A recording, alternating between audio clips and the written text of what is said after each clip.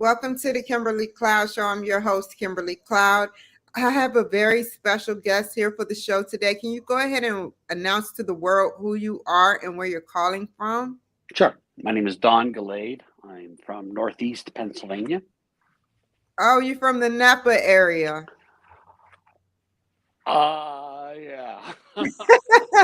Okay, can we go ahead and, wow, it's an honor. Can we go ahead and talk about your past leading up into your present? Sure.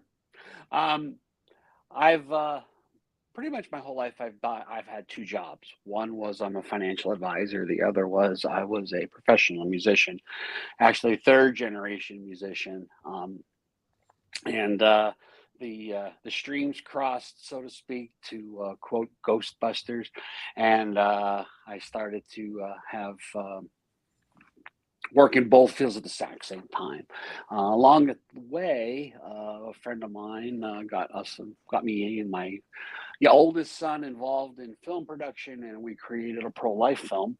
And at the same time, we were working within several different churches in the ministry of music, and we generated some Christian rock CDs. And then I wrote a couple of books. The first one was called In God We Trust, the Dollar We Worship, which talks a lot about what the Bible says about money. The second was called Five Steps, which is basically only about money. And then the third was just released last year, and it became an international bestseller in less than 2 weeks. It's called Awoken, Conspiracy or Theory. Wow. Tell me about the Awoken. Tell me Okay. what's it about? Okay. Well, it's a spoof off of the word woke because the kids these days, everything's woke.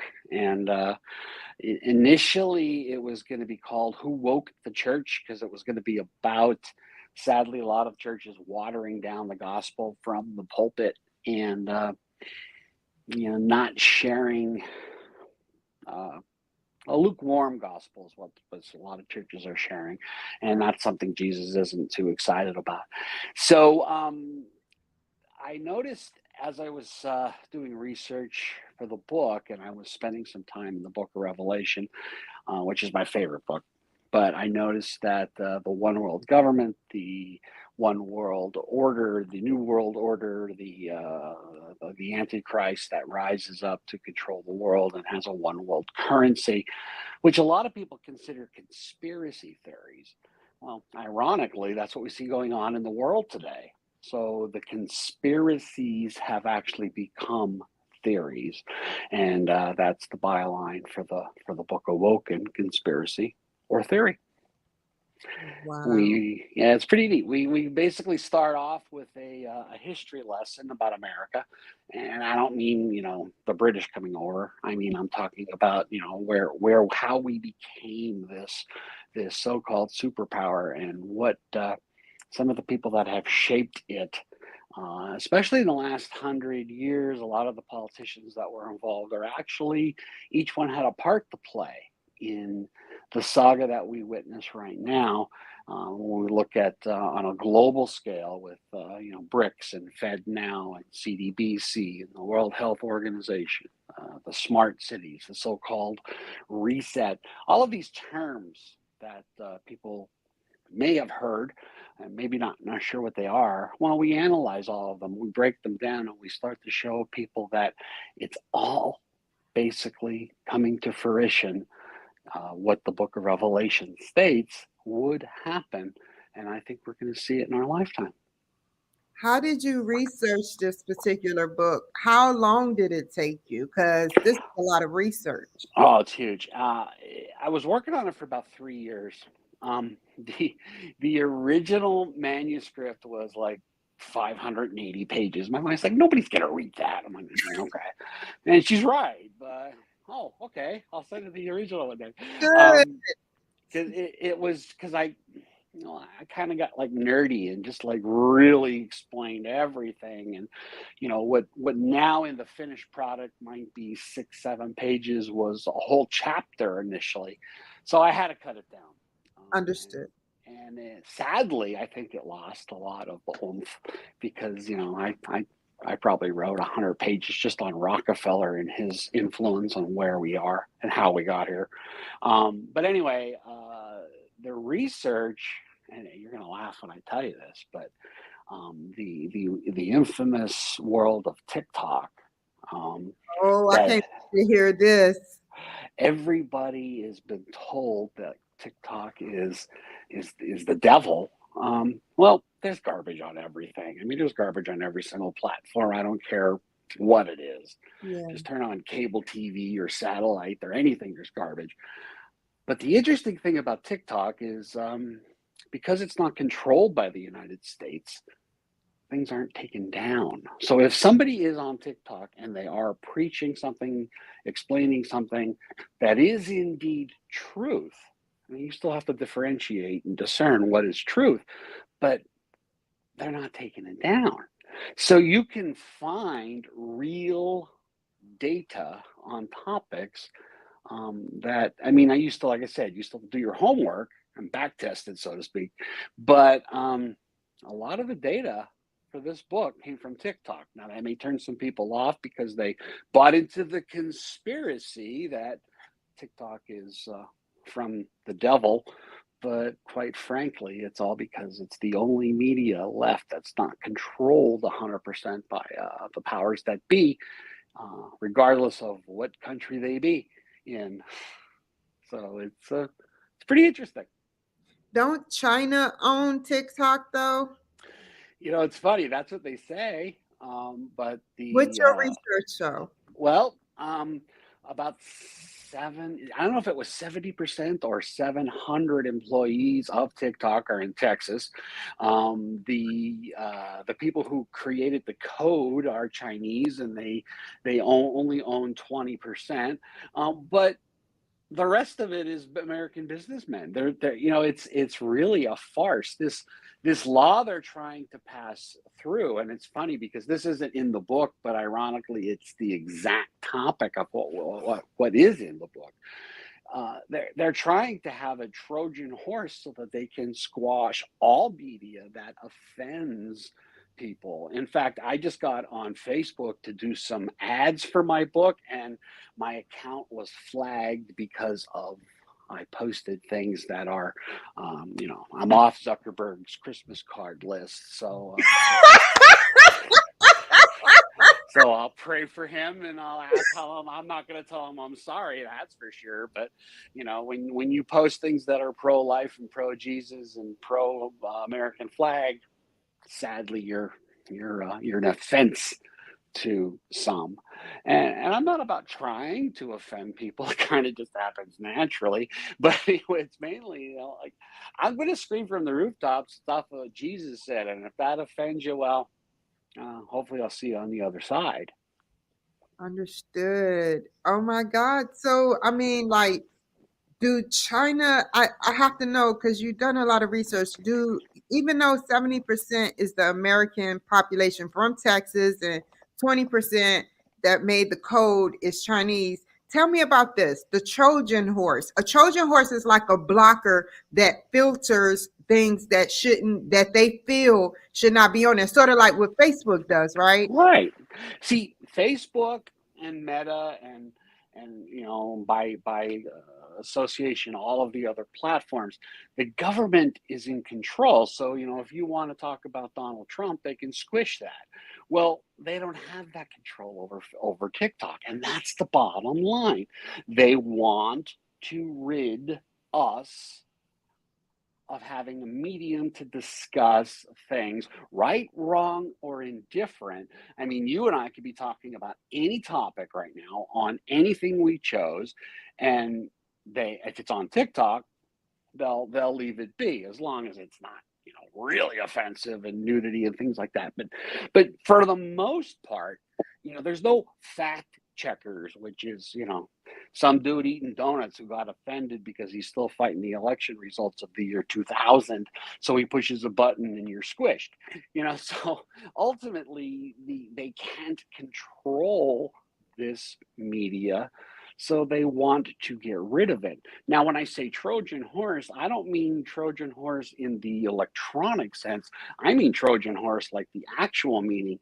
They're parking this thing outside the Capitol, and once it's signed into a law, if it got that far, they now have a piece of paper. Now, imagine that. Now there's a law that they got it through in one day. Nothing happens in Congress in one day.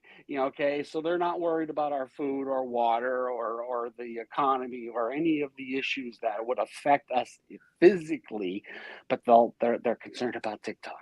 And like the hypocrisy and the lunacy that exists is, this to me, in my opinion, is probably one of the final straws before they can truly, truly usher in the so-called New World Order, because they won't have a way for people to share truth about what is going on. If they already control the print media, they already control the news media, except for Glenn Beck and Tucker, and maybe Dan Bongino. But other than that, they control everything. They control the courts. They control the political system totally. So the only thing left is this one medium that's owned by the Chinese. Guess what? Your cell phone knows everything you've done, regardless of what platform you're using. Did you ever talk about something and then all of a sudden you see an ad for it on Facebook? Come on. Like right now, if I'm talking about buying a Lazy Boy recliner, tomorrow there'll be a Lazy Boy recliner ad on Facebook. That's not capturing our data. Come on. People need to wake up, and that was the purpose of the book.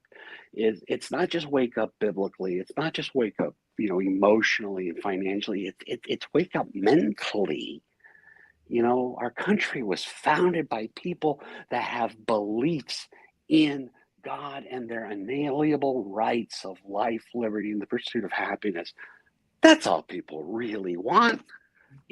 Leave us alone. Let us just eat our steaks and watch whatever we want to watch and not have to listen to this rhetoric. I noticed that every station, from Facebook to LinkedIn to YouTube to Twitch to Twitter and beyond, Instagram and Rumble, they have different rated codes. Like Facebook is definitely PG. You cannot talk about politics. I don't know why, but you told us why. LinkedIn, it's I've been noticing it's been cussing on LinkedIn. YouTube, if you talk too harsh about the government, they'll shut you down. Yep. Twitch this is what I like about Twitter and Twitch. You're able to talk like you want to and not get banned. Right. Yeah. So that's why I like those two. But what I want to know is the Trojan, like, how is the Republicans feeling about this shutdown of TikTok? It's pretty interesting. There's a bunch of Republicans that voted for this, and they're the what I would call the rhinos, the Republican in name only, as the acronym goes. I believe that there's just good versus evil, and I don't believe it's Democrat or Republican. I don't believe it's black, white. I don't even believe it's Palestinian or Jew. There's just good versus evil, and there's people on both sides of good versus evil in these political parties. And the only way we're going to fix it is to get rid of them all and start over. And that's not an anarchistic view that I said that I'm expecting, black SUVs to come in my driveway. But the point is, I think that, we are beyond repair. And at this point, the only thing that really matters is make sure you know Jesus before he comes back. Because, you could sit around and argue politics with people and it's not going to get you anywhere. And sadly, we could see this in a world system, and that's what Jesus said, that in the end they'll call good evil and evil good. He said that in the end there's going to be this one world government. There's going to be, every country is going to be against Israel. And right now, for the United States is the only country that's not. And that relationship is teetering because they're wearing Biden down on the only thing that he stands for about Israel. So ultimately, we could see things happening before our very eyes. You don't see an armada from all of the major superpowers sailing into the Middle East over a religious conflict. Let's be real. let's be real. This is basically paving the way for what will be the battle that will bring in the new world order, world meaning global, and you'll have the one world currency, and it'll probably be some form of a BRICS or a Fed now. It'll probably be some form of a currency that has, the Bitcoin isms, if you Yeah. will, and you're going to have the World Health Organization dictating the medical issues for the entire world. You're going to see the smart cities because that way people who live there won't be able to buy meat because God forbid cows are the reason for global warming. Now, let's be honest. When God created the earth, there was a symbiotic relationship between man and plants. Plants give off oxygen and they take in carbon dioxide. We breathe in oxygen and give off carbon dioxide. Why now is it a problem that there's too much carbon dioxide? So the way we're going to combat that is to get rid of farming, get rid of rainforests, get rid of the plant systems that are actually created by the Lord to give us that symbiotic relationship. The lunacy it's crazy, and they're going to now use this global warming tagline for everything, as all of these world leaders each take their own personal jet to Davos, and that doesn't create a carbon footprint that's going to outlast every car that's driving today. I mean, they're all taking their private jets and their yachts, and come on, like people just need to see true facts and make up their own minds and stop being led like sheep to have to believe what you're told. If the government tomorrow says we should eat plaster, there'll be 100 people saying why it's awesome, and they'll be printing recipes on what you can do with it. People just believe everything, and that is why they want to get rid of TikTok. And then ultimately, the bill itself, to my knowledge, doesn't even say the word TikTok. It talks about computer generated media. Well, that's not the exact verbiage, but that's emails, that's text, that's everything. They can shut down all communication in a heartbeat. And that'll be the last thing that we have. Because if we can't communicate, we can't scream the British are coming. Well said. I get emails from an ex-CIA agent that talks about executive order being signed that talks about Biden bucks. Now it hasn't been into play yet, but we It are has. Yes, it digital. has. It Oh, it went has? into effect on July 4th of last year. Wow. It's active. It's happened. And it hasn't been. Okay.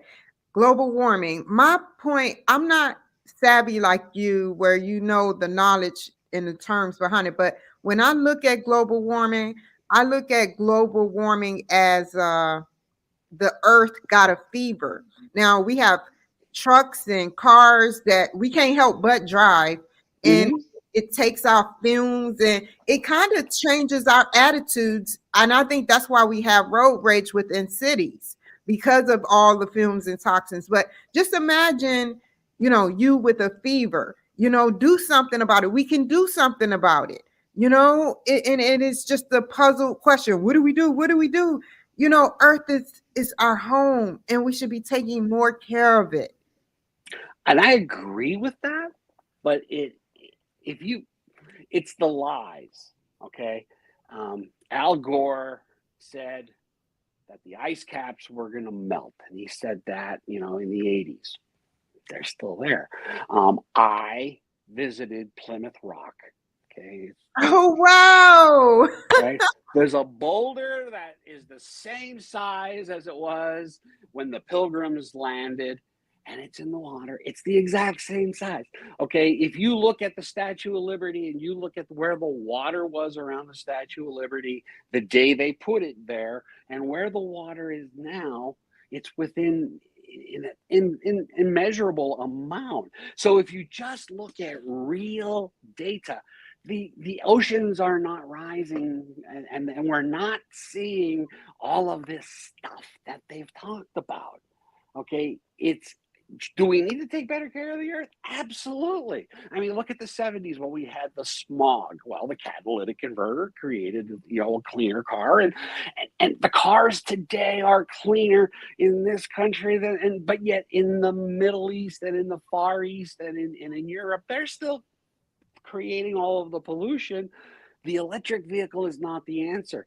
They have to build multiple coal-fired electric plants to generate the electricity needed for the electric car.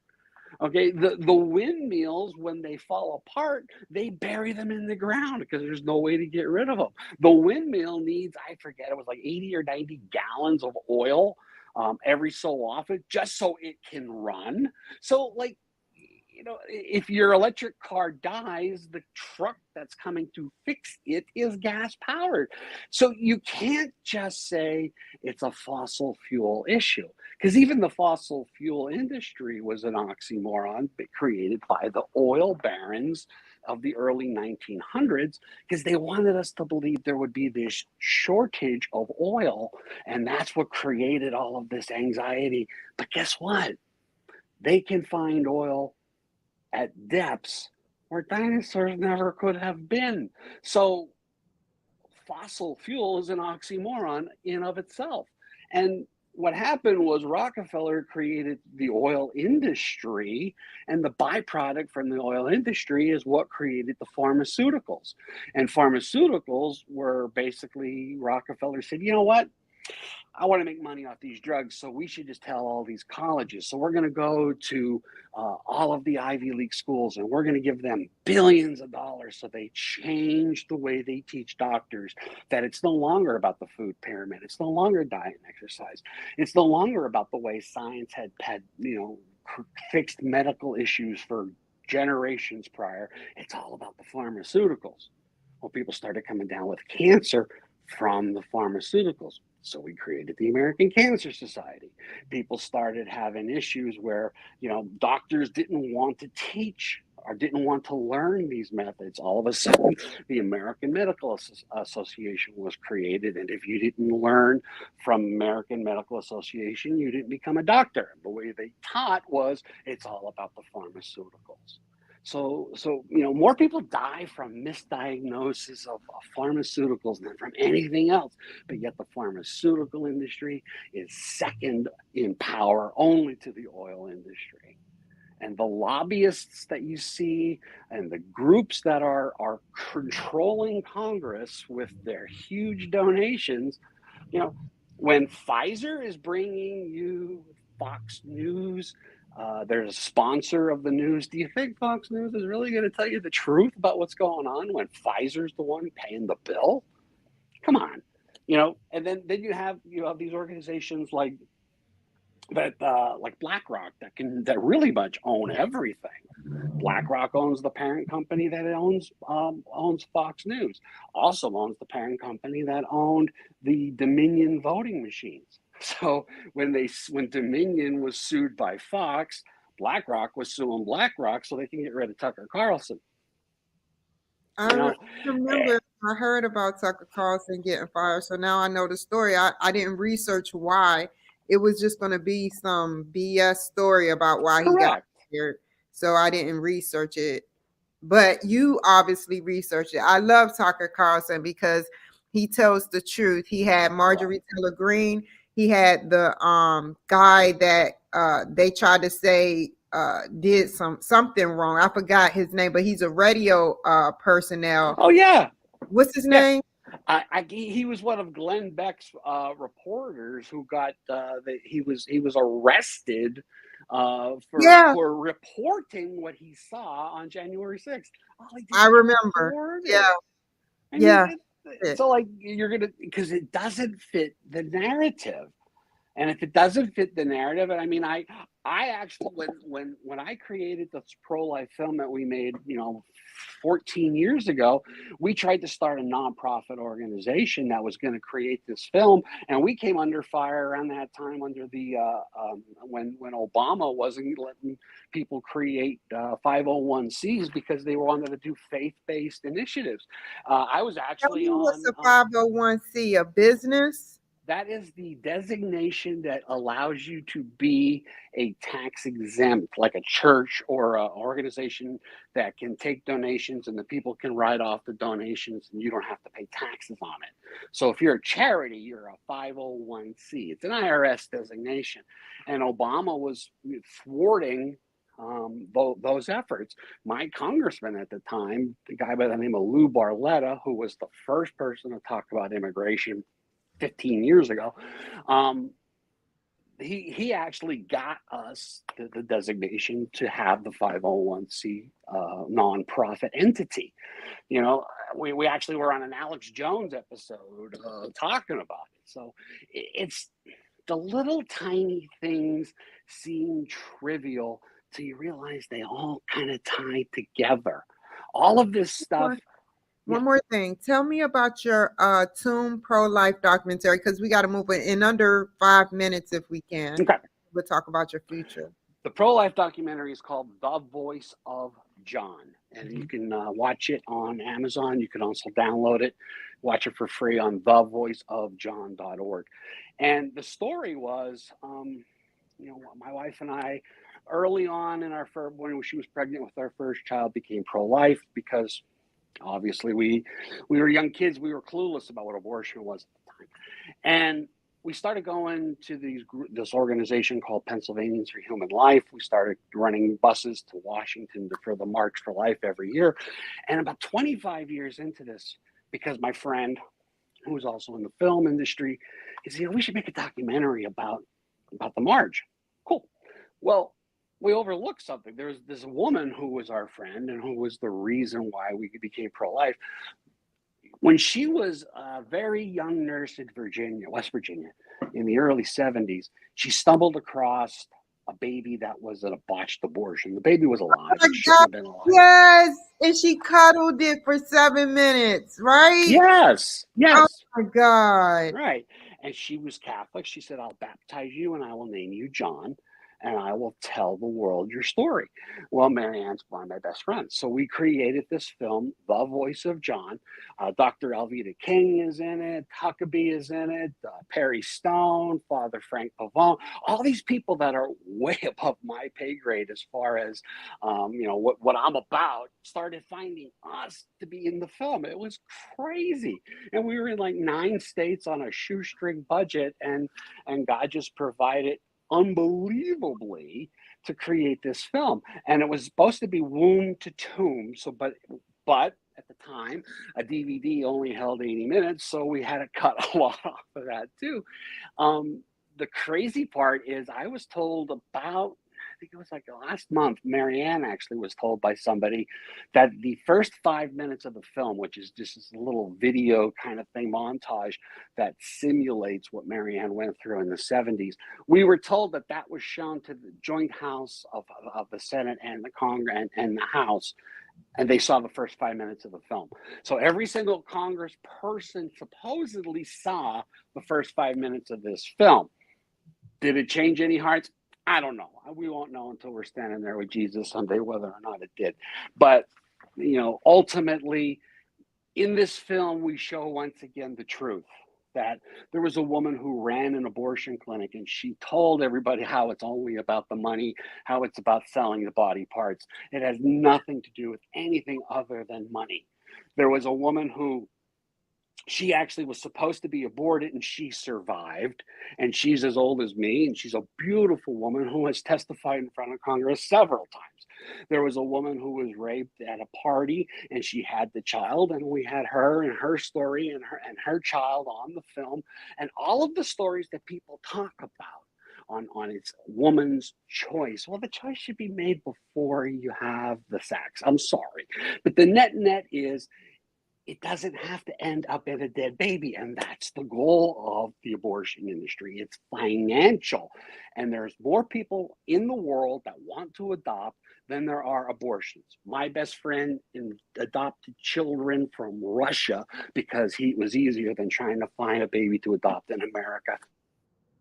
Well said. I wanted to say something. Okay. So what people don't know is how the abortion starts. I don't know if they want to know or if they just like, let's get it over with. But if you're 4 to 5 months, that fetus is basically a small infant in your belly. And what they do is they take Yeah. an instrument and they crush the brain. They crush it. Yeah. And sometimes it Yes. don't work. So that baby will be like brain dead but breathing, just like the nurse said. And I feel like abortion is wrong. Now, I'm not going to lie, I had an abortion to get into the military, but now I use birth control.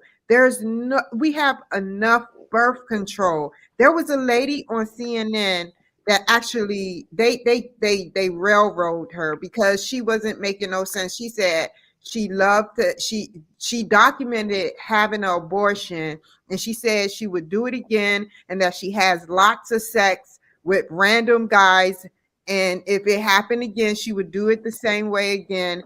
And they were like, why? And it was just, it's not an easy thing, and this money, where does the money go? It goes back where? To the government. That's fact. It goes to the government. This money that we pay, $500, $1,000. I know somebody that had an abortion several times, and I can't fathom it. I took them to the clinic 7 times. I'm pro-life. I'm pro-life because these babies are suffering because women are being promiscuous. Some women, they know who they are and they're not caring about birth control because what? You don't want to gain weight? Well, find another alternative. Like seriously, it's not right. So where do you see yourself with these books and where you're going in the future? There's so many problems that I don't think we're going to ever fix. And I don't care who gets elected. The book of Revelation is very clear. Certain things have to happen. And I'll throw out another story to show you how everything is coming to fruition. In the Bible, in the book of Deuteronomy, there's this teaching that the Jews need to have this red cow, red heifer. And before they can build another temple, they need this red heifer, and they need to have a sacrifice with that red heifer. We could have a whole topic on this particular topic, but the net is this. They have the cow, that is the perfect red heifer, and it could potentially be the sacrifice done with next 2 weeks on during not their holiday that's coming. And if that indeed does happen, that's the first step before the Jews can start to build the third temple. Now, if you're a Christian, the third temple means nothing because it's their Jewish religion, but it's the last thing that has to happen before Christ returns. So ultimately, we could talk about what's wrong in the world for days and weeks and years, and even after TikTok's gone and something else replaces it. The bottom line is this, and this is what I'm about. Am I about saying abortion is wrong? I'm about saying it's about Jesus. Am I about saying money is evil? No, money's a tool. Using it for the wrong method, the wrong goal, that's the evil. Everything that's going on in the world, are we going to fix it? Are we going to stop the UN and all of these other globalist organizations? No, it's about Jesus. Nothing matters except Jesus, because it's not going to be Democrat versus Republican. When you stand tall at the pearly gates someday, you're going to be asked the question, smoking or non. Okay? That was a joke. That's the only question. Okay?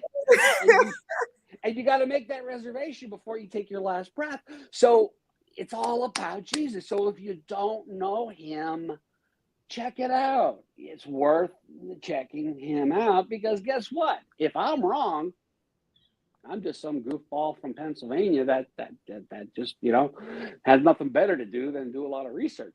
But if I'm right, you spend eternity in hell. All because the government told you what to believe. All because the world system told you what was right or wrong. All because it was about, we should live in this smart city and not drive a car because it's all about global warming. All of these conspiracies that people just believe. You know what? If you're a Christian, you have the ultimate conspiracy theory. I believe in a guy who said I could get to heaven by believing in him. He died and shed his blood for me. And if that's a conspiracy, sign me up, because that's all that matters. That's all that matters.